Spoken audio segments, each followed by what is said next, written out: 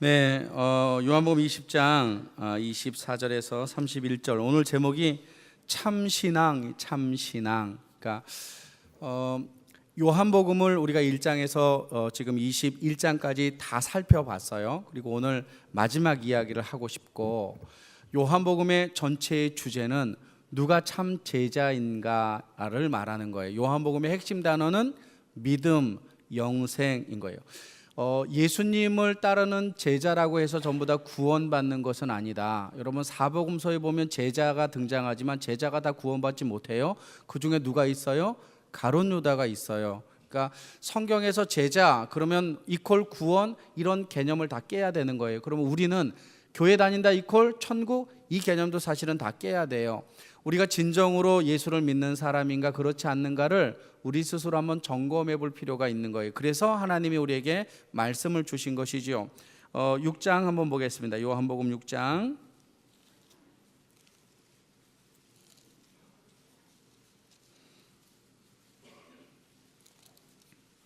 66절.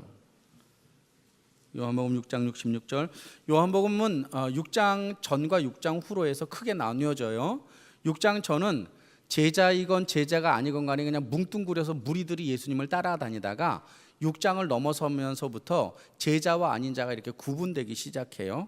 66절에 보면 그때부터 생명의 떡이다 내가 나를 먹어야 산다 이렇게 말한 그때부터 그의 제자 중에서 많은 사람이 떠나갔어요. 근데 이게 떠나간 게 일시적으로 떠나간 게 아니고 다시 그와 함께 다니지 않게 된 거예요. 그러니까 분리가 일어난 거예요. 하나님의 사람과 하나님의 사람이 아닌 게 분리가 된 것이죠. 이 분리는 언제 일어나느냐? 주님 재림하시면 우리에게도 일어나요. 우리가 예수를 구주로 영접하고 믿음의 삶을 살아가지만 믿음의 삶에는 반드시 믿음에 대한 열매가 있어야 하는 거예요. 자, 오해하지 말라고 그랬죠. 열매를 통해 우리는 구원받지 않지만 구원받았다면 구원받은 자의 열매가 있어요. 열매가 크고 작고는 문제가 안 돼요. 1%만 있어도 관계없는 거예요. 그래서 내가 예수를 믿고 살아간다, 여러분이 정말로 예수의 사람이다라고 한다면 구원받았다라고 하는 확신 하나만을 가지고 사는 것이 아니라 그 확신 속에 그리스도인의 열매들이 하나하나씩 이렇게 맺혀져요. 맺혀지는 거예요. 맺는 게 아니고. 왜 그러느냐? 이건 안 맺을래 안 맺을 수가 없는 거죠. 구원의 확신은 누가 오셔야 되는 거예요? 성령이 오셔야 되는 거예요. 그죠? 갈라디아서 5장에서 성령이 임하시면 성령의 열매가 자연스럽게 우리에게 맺어지는 거예요. 그래서 우리의 삶에는 반드시 신앙에 걸맞는 열매들이 보여져야 한다. 그것의 크기와 영향력은 중요하지는 않다. 오늘 본문도 보면 20장 24절에 디드모라고 하는 도마, 우리가 지난번에 다뤘지요. 쌍둥이였던 도마, 쌍둥이라는 이름이에요. 그런데 예수님이 부활하셨다라고 하는 사실을 도마에게 제자들이 이야기했어요. 증거를 했단 말이에요. 그런데 도마는 도무지 그게 믿어지지가 않았어요. 그래서 도마가 뭐라고 표현하느냐 하면 27절에 도마에게 이르되 내 손가락을 이리로 내밀어 내 손을 보고 내 손을 내밀어 내 옆구리에 넣어보라. 그리하여 믿음 없는 자가 되지 말고 믿는 자가 되라라고 예수님이 말씀하시는 거예요. 나는 찍어봐야 알겠다. 나는 맛을 봐야 그게 진짜인지 가짜인지 알겠다. 들어서는 나는 도무지 모르겠다라고 말하는 거예요. 근데 이게 상당히 충격적인 거예요. 왜 충격적이냐면 예수를 따라다닌 거 아니에요. 가룟 유다는 팔아먹고 도망쳤지만 지금 도마는 십자가의 그 자리에는 있지는 않았지만 마지막 부활 그 이후까지 예수님의 제자라고 불린 자 아니겠어요?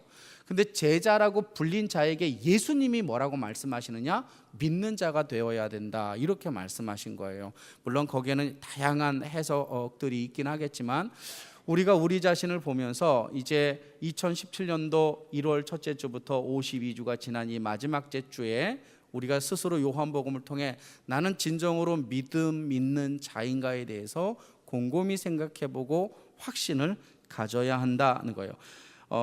믿음 없는 자가 되지 말고 믿음 있는 자가 되라라고 하는 이 뜻을 제 방식대로 한번 이해를 하면 이거예요. 도마야, 너는 구원받지 못했어. 이제 구원받아야 돼. 이런 표현은 아니에요. 분명히 이 제자는 예수님 곁에 있었으니까 이렇게 표현하면 맞아요. 도마야, 너는 나를 믿지만 그러나 내 능력을 못 누리는구나, 이런 거예요.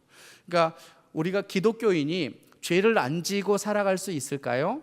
우리 기독교인도 죄를 안 짓고 살 수는 없어요. 죄를 지으면 지옥 가요, 천당 가요? 그것과 관계없어요. 십자가의 은혜니까. 그죠? 죄를 지으면서도 우리의 삶 속에 그리스도의 열매가 나타날 수 있어요, 없어요? 헷갈리는 거죠. 그죠? 막 정말 헷갈려요. 구원은 오직 뭐밖에 없다?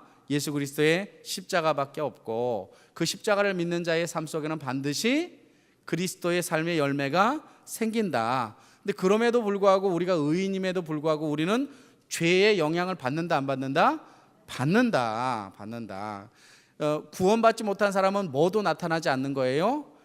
그리스도의 열매라고 하는 흔적조차도 사실은 없는 거지요. 없는 거. 그래서 우리가 죄를 지을 때, 죄를 짓잖아요. 믿음 생활하면서 예수와 그냥 예수로 말미암아 내가 살아야 되는데 그냥 교회만 다니는 거예요. 그러면 뭘 행할 수 없어요? 주님이 나를 구원하셨다는 구원의 사실은 없어지지 않지만 구원받은 자의 삶에 능력은 경험하지 못하고 살아가는 거. 얼마나 불행한 거예요. 내게 돈이 수천억이 있는데 그걸 쓰지 못하고 살아가는 거예요.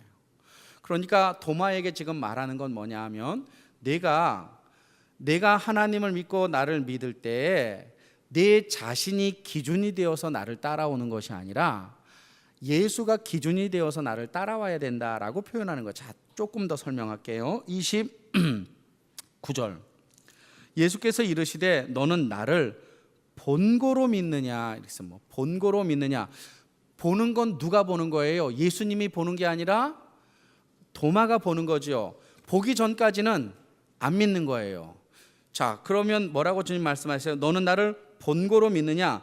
보지 못하고 믿는 자들은 복되다, 이렇게 얘기했어요. 우리는 예수님이 부활하신 걸 봤어요, 안 봤어요? 못 봤죠. 근데 우리는 믿어요, 믿지 않아요? 우리는 믿지요. 왜 믿는 거예요? 하나님의 말씀이 믿어지기 때문에 믿는 거예요. 자, 그것은, 우리의 믿음은 나로부터 시작된 것이 아니라 누구로부터 온 거예요? 하나님과 성령님으로부터 온 거. 근데 도마는 지금 어떤 거예요? 도마는 지금 자기로부터 믿음을 시작하는, 내가 보고 내가 느껴봐야 된다, 이런 이야기. 그래서 요한복음을 마지막 이렇게 본문을 정리하면서 하나님은 요한을 통해서 무슨 말을 하고 싶으냐 하면, 우리의 신앙생활이 내가 기준이 아니라 말씀, 예수가 기준이어야 된다라고 하는 거예요. 우리가 신앙생활 하다 보면 예수를 유대인의 왕이라고 말하지만 그분을 내가 정말 왕으로 모시고 살아가는 것과는 다른 문제다라고 그랬어요. 그죠? 부부가 결혼을 한다고 다 사랑하나요? 어떤 것 같아요? 김인자매, 남편을 사랑하시나요? 남편이 본인을 사랑하는 것 같아요? 이렇게 자신 없이 그렇게 남편에게 물어볼게요. 아내가 남편을 사랑하는 것 같아요? 본인이 아내 정말 사랑해요? 집에 가서 싸우지 말어. 이 느낌은 뭐고?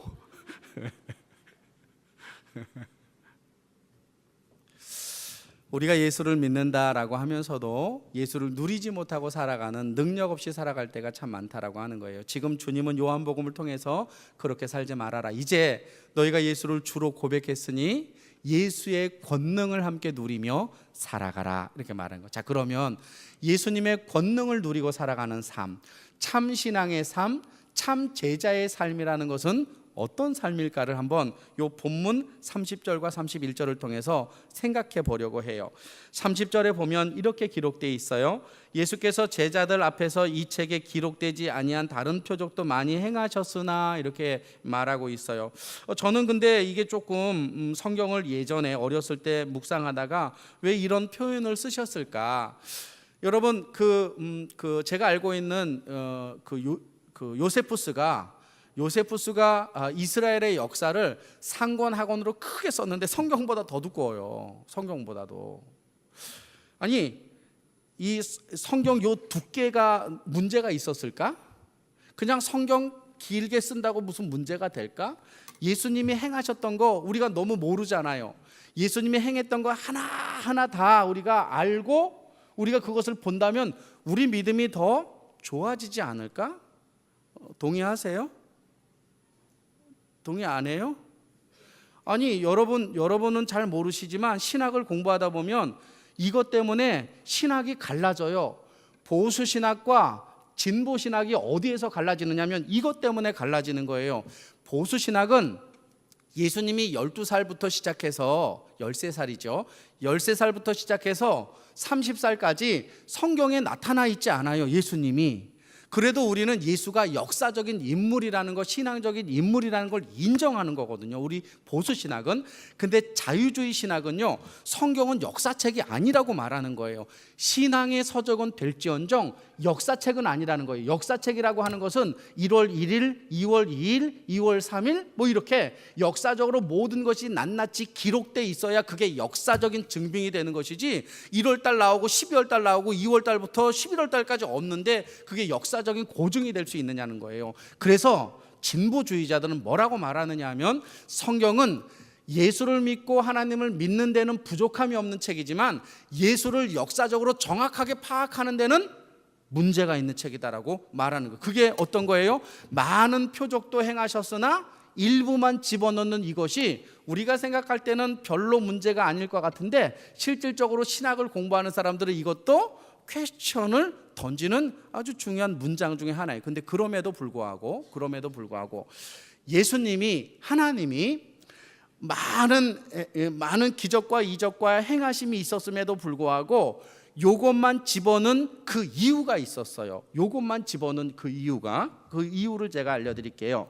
30절, 예수께서 제자들 앞에서 이 책에 기록되지 아니한 다른 표적도 많이 행하셨으나 오직 이것을 기록함은 너희로 예수께서 하나님의 아들 그리스도이심을 믿게 하려는 데는 부족함이 없기 때문이라는 거예요. 이해되시겠죠? 많은 표적과 기적이 있었지만 그걸 다 집어넣지 않고 요 성경만으로도, 요한복음만으로도 너희들이 예수를 알고 하나님을 믿는 데 있어서는 부족함이 있다 없다? 부족함이 없다라고 하는 거예요. 그래서 우리가 신앙생활할 때 첫 번째로 중요하게 생각하는 포인트를 본문에 규정해서 생각한다면 첫 번째 포인트는 이거예요.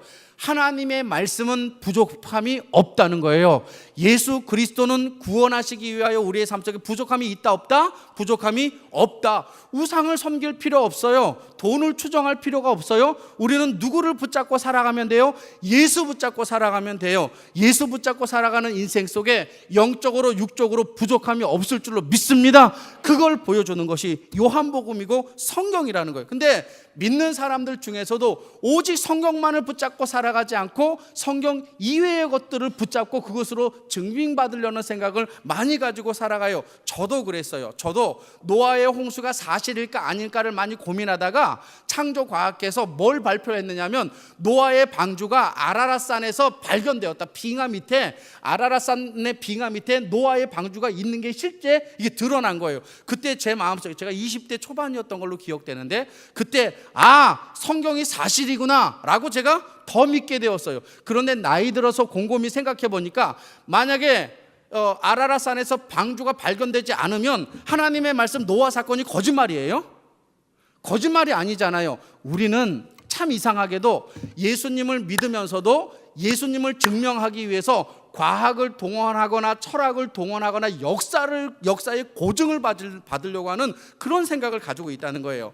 우리가 이 땅을 살아갈 때 우리의 인생이 그리스도인으로서 능력을 나타내려면요, 세상 사람들이 무엇을 말한들, 세상 과학이 어떤 걸 말하든지 간에 하나님의 말씀은 부족함이 없다고 믿는 믿음에서 올 줄로 믿습니다. 그래서 부족함이 없는 예수, 부족함 없는 말씀을 붙잡고 우리가 살아가는 것이, 이게 첫 번째 포인트입니다. 요한복음을 주신, 말씀을 주신 포인트. 두 번째, 오늘 본문에 보면 31절, 오직 이것을 기록한 것은 너희로 예수께서 하나님의 아들 그리스도이심을 믿게 하려 함이다라고 말하는 거예요. 성경을 통해서 우리는 부자가 될 수도 있어요. 왜냐하면 우리 주변에 있는 사람들은 성경을 읽다가 부자 되는 비법을 발견했다 이렇게 얘기를 해요. 어떤 심리학자들은 성경을 읽다가 심리학의 아주 중요한 요소들을 발견했다라고 말하고 있고, 독일의 심리학자들은 성경을 읽다가 이 성경 속에서 인간의 심리와 이런 세계들을 발견했다라고 이렇게 주장을 해요. 물론 성경 속에서 우리의 인생의 우리의 인생의 갈 길, 우리의 인생의 교육이나 여타의 이야기들을 우리가 배울 수 있고 우리가 아이디어를 얻어낼 수 있지만, 그러나 성경은 유일하게도 어떤 것을 말하고 싶으냐면 하나님의 아들 예수 그리스도가 우리의 인생의 구주다라고를 말하고 싶은 거예요. 근데 그 구주다라고 하는 그 말씀을 붙잡고 살아가다 보면 하나님 은혜를 통해서 우리의 삶에 부수적인 것, 그게 마태복음에 들어있는 거예요. 그 나라와 그의 의를 구하라, 그리하면 이 모든 것을 더해 주시리라 라고 말씀하시죠. 두 번째 중요한 게 있어요. 중요한 원리가, 이 요한복음 성경을 하나님께서 우리에게 주신 두 번째 이유는 무엇이냐면, 말씀을 통해 우리는 하나님을 믿고 또 성장할 수 있기 때문이라는 거예요. 왜 그렇게 해석할 수 있느냐? 오늘 본문 31절에 오직 이것을 기록하면 너희로 예수께서 하나님의 아들 그리스도이심을 믿게 하려 함이라에 동그라미 쳐보세요. 믿게 하려 함이라. 이렇게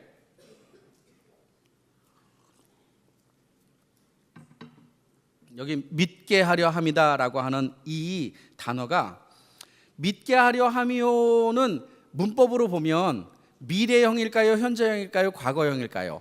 믿게 하려 함이라 미래형이에요? 현재형이에요? 과거형이에요? 내가 여러분을 믿게 할게요. 과거예요? 미래예요? 현재예요? 우리는 공부 그동안 많이 했잖아요.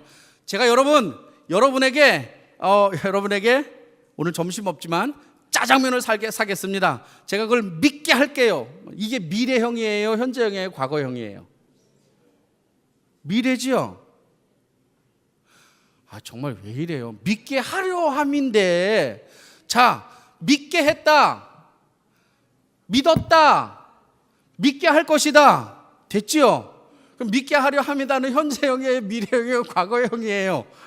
미래형이잖아요. 근데 헬라어 원어에는 놀랍게도 이게 미래형이 아니고 현재형도 아니고 과거형도 아니라 두 가지 용법으로 쓰여 있어요. 무슨 형으로 쓰여 있느냐? 현재형과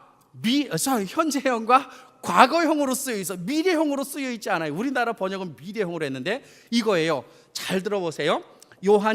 하나님이 요한을 통해서 이 요한복음을 AD 80년에서 90년 사이에 유대인들이 로마에 의해서, 티토 장군에 의해서 70년들 멸망하고 그들이 뿔뿔이 흩어졌을 때 그들의 인생은 공허했단 말이에요. 어떻게 살아야 할지 모르는 그 상황 속에서 예수를 붙잡는 것이 진정한 길이다라고 말하기 위해서 이 요한복음을 언제 주셨어요? 이스라엘이 망한 다음에 주신 거예요. 망한 다음에, 나라를 잃어버린 다음에.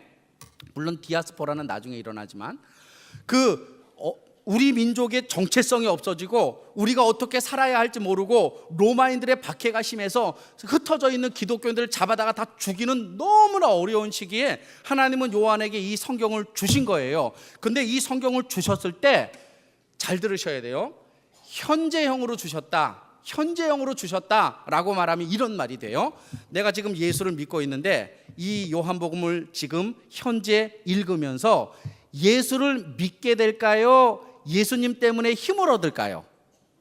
힘을 얻지요. 그죠? 현재형은 그거예요.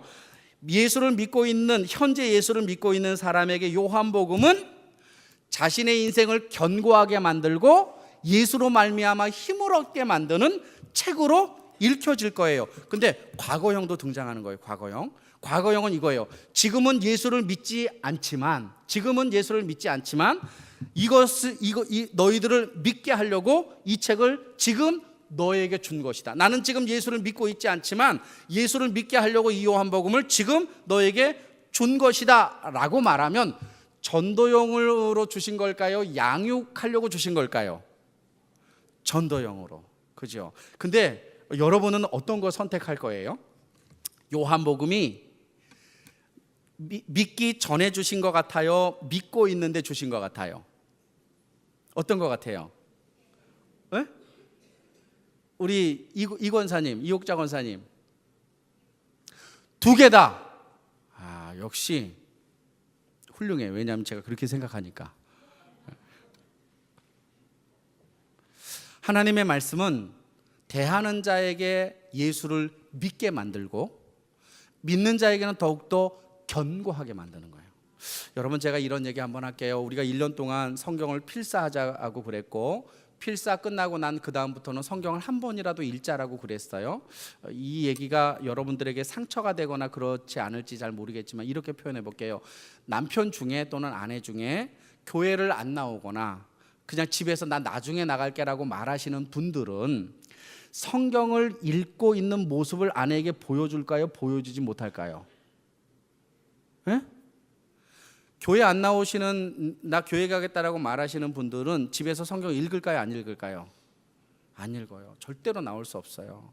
자, 그럼 여러분들에게 한번 해볼게요.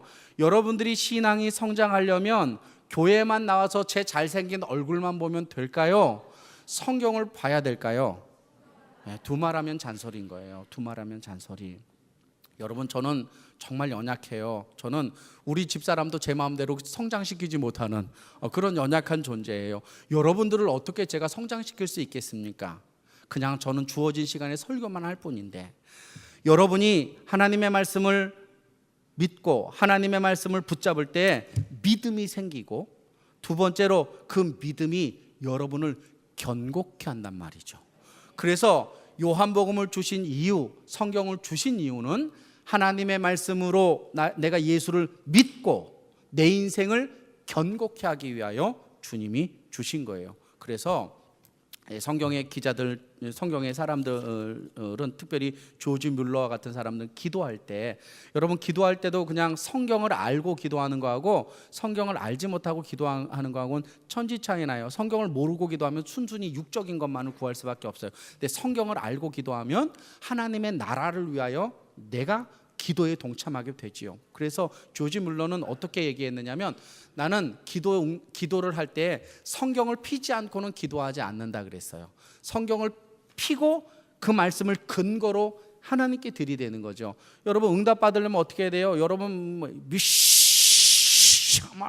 집튀겨가면서 막 이렇게 그래도 물론 저는 하나님이 너무 가련하니까 주실 수 있다고 하지만, 성경 읽고 하나님 이 말씀의 근거에서 내가 기도하니까 하나님 해주세요 라고 우리가 기도하는 습관도 가져야 된다. 하나님이 성경을 우리에게 주신 두 번째 포인트는 무엇이냐? 예수를 믿고 내가 성장하고 견고케 하기 위하여 하나님의 말씀을 주셨다. 마지막 세 번째, 오늘 본문 31절을 국한해서 본다면, 오직 이것을 기록하면 너희로 예수께서 하나님의 아들 그리스도이심을 믿게 하려 하며 또 너희로 믿고 그 이름을 힘입어 생명을 얻게 하려 합니다 라고 돼 있어요. 여기서 그 이름을 힘입어라고 하는, 힘입다라고 하는 이 단어는 사실 헬라어 원문에는 없어요. 헬라어 원문에는 n이라고 돼 있어요. n은 뭐냐면 in이라는 뜻이, 영어로 in이라는 뜻이에요. 그러면 이게 뭐냐면 in the name. 그러니까 그 이름 안에, 이런 뜻이에요. 근데 우리나라에서 성경을 번역할 때 이 in이라고 하는 영어, n이라고 하는 헬라어를 힘을 입다 이렇게 표현을 한 거예요. 근데 제가 그 말씀을 이렇게 묵상하면서 참 기가 막히게 번역을 했다. 왜 그렇게 기가 막히게 번역했다라고 제가 말할 수 있느냐 하면, 언어로서는 직역으로서는 틀린 거예요. 인을 힘입다? 이거는 점수 줄 수 없어요. 근데 의미상으로 보면 이런 거예요. 우리가 힘을 얻을 때, 우리가 예수님으로 힘을 얻을 때는 어디에 있을 때 힘을 얻는 거예요? 그의 안에 있을 때. 우리가 예수 그리스도 안에 있을 때 우리도 모르게 힘이 생기는 거예요. 우리의 영적인 힘이 생기고 좌절됐던 마음이 예수 그리스도의 그 이름 가운데서 우리에게 힘을 주시고 우리를 세워주시는 거예요. 요한복음 이 20장 31절은 요한복음의 마지막 장식을 하지만, 이 마지막 장식은 요한복음 1장에 똑같이 반복되고 있어요. 요한복음 1장으로 넘어가겠습니다. 요한복음 1장 조금 어렵지요. 이론적으로 얘기해서 조금 어렵죠, 그죠? 제가 예화를 많이 안 쓰고, 요한복음은 예수가 하나님이다 이렇게 말하는 거예요. 예수가 하나님이다. 1절 태초에 말씀이 계시니라 이 말씀이 하나님과 함께 계셨으니 이 말씀은 곧 하나님이시다. 그러니까 그 말씀이, 그 예수가, 그 하나님이 우리에게 능력인 거예요. 2절 그가 태초에 하나님과 함께 예수가 태초에 하나님과 함께 계셨어요. 그 다음에 3절 만물이, 모든 세상의 만물이 그로 말미암아 지은 바 되었으니 지은 것이 하나도 그가 없이 된 것이 없다 그랬어요. 여러분, 이 세상을 창조하신 하나님이 우리의 기도에 응답 못 해주실까요? 절대로 그렇지 않습니다. 이 세상을 만드신 그 하나님은 우리의 인생에 우리가 구하는 것보다 더 그렇죠? 우리가 구하는 것보다 더 좋은 것으로 우리에게 주실 줄로 믿습니다. 능력이 있으신 거예요. 4절이 키포인트입니다. 4절 그 안에, 말씀 안에, 예수 안에 뭐가 있어요? 생명이 있었으니 이 생명은 사람들의 빛이다. 여기서 빛은 뭘 말하느냐면 파워를 말하는, 파워. 여러분, 어둠 껌껌해질 때 라이터 한번 탁 끼면 어떻게 돼요? 라이터 때문에 온통 어둠이 물러가지요. 예수 그리스도를 믿고 살아간다라고 하는 것은 뭐냐면 그의 이름을 힘입어 어둠의 권세를 물리칠 수 있는 생명력을 가지고 살아간다는 거예요. 여러분, 우리가 얼마나 대단한 거예요. 우리의 인생이 얼마나 대단한 거예요. 우리가 우리를 보기에는 참 나태하고 연약하지만 그러나 내 안에 예수가 존재하는 한 나는 예수의 생명의 힘으로 살아가는 거예요. 제가 이 말씀을 묵상하면서 아주 어렸을 때, 고등학교 때도 제가 성경을 아주 미치듯이 봤어요. 성경을 보면서 이 1장 4절을 딱 보면서 한 가지 의문이 풀렸어요. 뭐가 의문이었느냐면, 저는 어려서 산에서 살았어요. 사실은 저는 공부하는 거 그렇게 별로 좋아하지 않아요. 그냥 산에 움막 짓고 아지트 짓고 쌀이나무로 아지트 짓고 그 안에 굴을 파놓고 그 안에서 소꿉장난, 제가 좋아하는 여자들 돌려가면서 데려가가지고 거기서 소꿉장난, 이거는 뭐 이런 이거 하고 재미나게 저는 인생을 이렇게 어렸을 때 살았어요. 근데 이제 그 산에서 이렇게 막 살다 보면 궁금한 게 있는 거예요. 궁금한 게 뭐냐면 소나무는 왜 바위 틈에서만 나오지? 이런 거였어요. 이상한 거예요. 바위 틈에 보면 소나무는 그 바위 틈에서 이렇게 자라나요. 그래서 어렸을 때는 바위에 뿌리를 내릴 수 있나? 근데 조금 이제 커서는 그게 크랙이 가고 그 안에 흙이 소나무 뿌리를 만들지만, 근데 또 한편 이렇게 생각했어요. 소나무가 바위를 뚫고 나오는구나 이렇게. 여러분, 거기에 동의하지 않죠? 동의하시면 저를 사랑하는 거예요. 동의하지 않는 사람은 저 무슨 얘기하려고 저 따위 얘기를 지금 하고 있나 그러는 거예요. 보세요, 바위가, 저는 그렇게 생각했어요. 어렸을 때 바위 틈을 비집고 소나무가 올라오는 건데 왜 그 이유가 뭐냐? 소나무의 생명력 때문에 그런 거예요. 소나무의 생명력 때문에 저는 그렇게 이해를 했어요. 여러분, 우리가 예수의 생명력을 가지고 살아가면 어둠의 권세가 물러가고 우리의 삶의 문제가 갈라지며 해결될 줄로 믿습니다. 그것을 위하여, 그래서 세 번째 포인트는 무엇이냐?